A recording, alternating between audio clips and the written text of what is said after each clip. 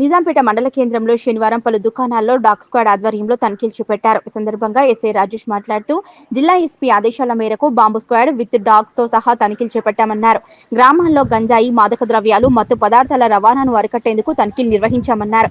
ఎవరైనా మత్తు పదార్థాలు అమ్మినట్లయితే వాటిని అరికట్టడం కోసం చట్టపరమైన చర్యలు తీసుకుంటామని తెలిపారు. ప్రతి ఒక్కరూ మాదక ద్రవ్యాల నిర్మూలనకు సహకరించాలన్నారు.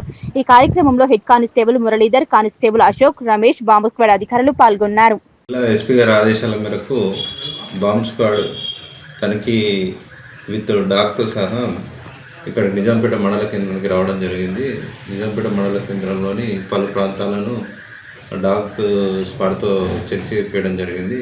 దీని ముఖ్య ఉద్దేశం ఏంటంటే ఎక్కడైతే ఇల్లీగల్గా గంజాయి కానీ లేకపోతే దానికి సంబంధించిన ఇతర మత్తు పదార్థాల రవాణా కావచ్చు, లేకపోతే స్టాక్ ఉంచడము, వాడడము ఇటువంటి ఎక్కడ జరిగినా కానీ ఈ డాగ్ ద్వారా ఐడెంటిఫై చేసి దానికి తర్వాత దాని ప్రకారం క్రిమినల్ యాక్షన్ తీసుకోబడుతుంది. ఎవరైనా మేము ఏం చేస్తున్నాం, మాకు ఏం చేసినా బయటకు తెలియదు అనుకుంటే పొరపాటే. పోలీసు ఎప్పుడు నిఘాలోనే ఉంచుతుంది ప్రతి ఒక్క పర్సన్. కాబట్టి ఎవరు కూడా గంజాయి కానీ లేకపోతే ఇతర మత్తు పదార్థాలకు దూరంగా ఉండాలి. ఎవరు కూడా ఏమైతుంది అని వాళ్ళ జీవితాన్ని నాశనం చేసుకోవద్దని పోలీస్ శాఖ తరఫు నుంచి తెలుపుతుంది.